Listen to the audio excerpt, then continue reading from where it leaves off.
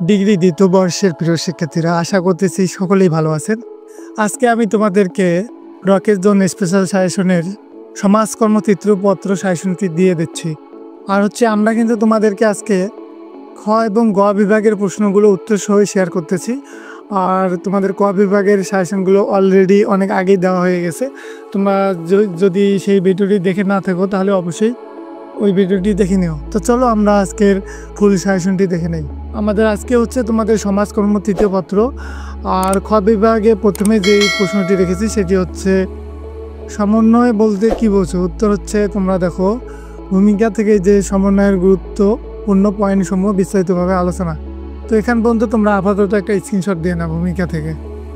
এরপর তোমাদের এই যে 3 নম্বর পয়েন্ট পর্যন্ত স্ক্রিনশট দিয়ে রাখো। এরপর তোমরা 4 থেকে ডিরেক্ট উপসংহার পর্যন্ত স্ক্রিনশট দিয়ে রাখো। আর তোমরা যারা আমাদের চ্যানেলে প্রথমবারের মতো ভিজিট করতেছো অবশ্যই রকেট জোনের অফিসিয়াল ইউটিউব চ্যানেলটি সাবস্ক্রাইব করে রাখো। আমরা নিয়মিত তোমাদের সাজেশনগুলো আপলোড করতেছি। এরপর দেখো তোমরা কি বলে এখানে 2 নম্বর প্রশ্নটা, প্রবেশন ও প্যারোলের মধ্যে পার্থক্য লেখো। উত্তরটা দেখো তোমরা ভূমিকা থেকে আপাতত 1 নম্বরের একটা স্ক্রিনশট দিয়ে রাখো। এবার একের বাকি অংশ প্লাস তোমরা 7 নম্বর পয়েন্ট পর্যন্ত স্ক্রিনশট দিয়ে নাও। এরপর 8 নম্বর পয়েন্ট প্লাস উপসংহারের একটা স্ক্রিনশট দিয়ে রাখো। এরপর দেখো তোমরা 3 নম্বরে বাংলাদেশের নারী উন্নয়ন নীতির লক্ষ্যসমূহ কি। এখানে দেখো ভূমিকা থেকে তোমরা ডিরেক্ট 2 নম্বর পয়েন্ট পর্যন্ত স্ক্রিনশট দাও। এবার 3 থেকে ডিরেক্ট 8 নম্বর পয়েন্ট পর্যন্ত স্ক্রিনশট দাও প্লাস এবার উপসংহারের একটা স্ক্রিনশট দাও। 4 নম্বর প্রশ্নটা দেখো, জাতীয় যুব নীতির উদ্দেশ্যসমূহ উল্লেখ করো।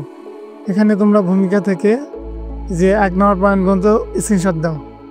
তো এখানে দেখো তোমরা জাতীয় যুব নীতির উদ্দেশ্যসমূহ কি বলো তো দেখি, এটা খুবই ইম্পর্টেন্ট। এখানে তোমরা পয়েন্টগুলো সবসময় মনে রাখবে। দেখো যে যুবকদের ক্ষমতায়ন, 2 দক্ষতা ও কর্মসংস্থান বৃদ্ধি, এগুলো তো আমাদের জাতীয় নীতি, তাই না? যেমন দেখো এটা যুবকদের জন্য আধুনিক প্রশিক্ষণ, প্রযুক্তিগত শিক্ষা এবং আত্মকর্মসংস্থানের সুযোগ সৃষ্টি করে কর্মসংস্থান নিশ্চিত করা, এগুলো কিন্তু আমাদের যুব নীতির উদ্দেশ্য। এখানে পয়েন্টগুলো থাকলে তোমরা ভালোভাবে লিখতে পারবে।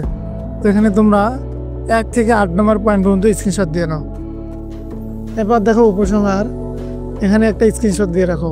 আর তোমরা উত্তর করার সময় অবশ্যই এই প্যাটার্নটা ফলো করবে, তাহলে অনেক ভালো মার্ক পাবে। এটা দেখো 5 নম্বর প্রশ্ন, পরিবার পরিকল্পনা কি।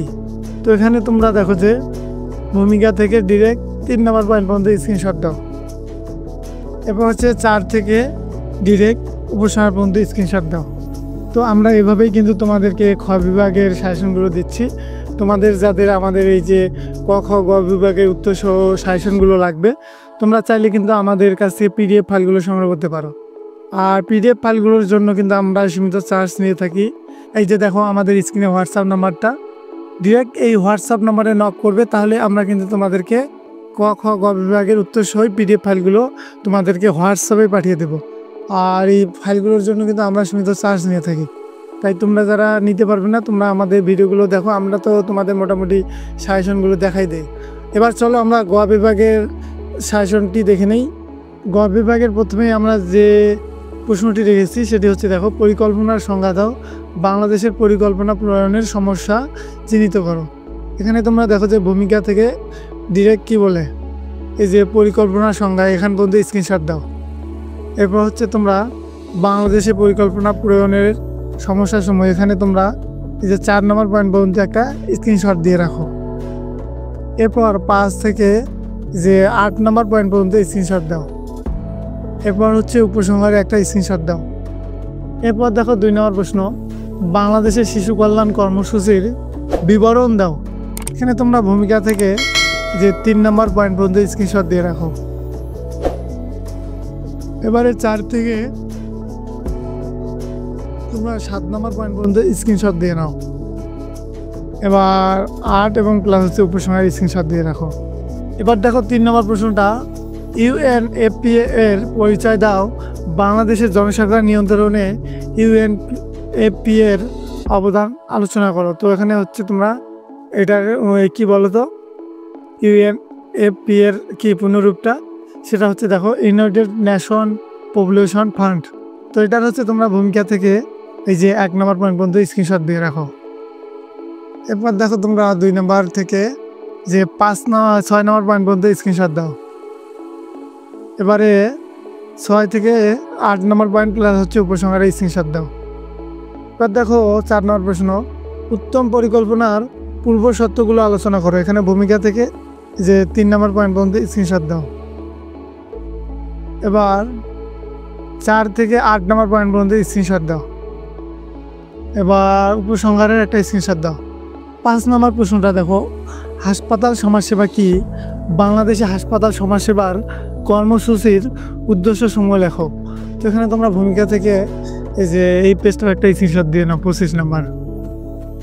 এরপর হচ্ছে 1 থেকে এই যে 6 নম্বর পয়েন্ট পর্যন্ত স্ক্রিনশট দিয়ে রাখো। এবার হচ্ছে 6 থেকে এই যে উপসংহার পর্যন্ত স্ক্রিনশট দিয়ে রাখো।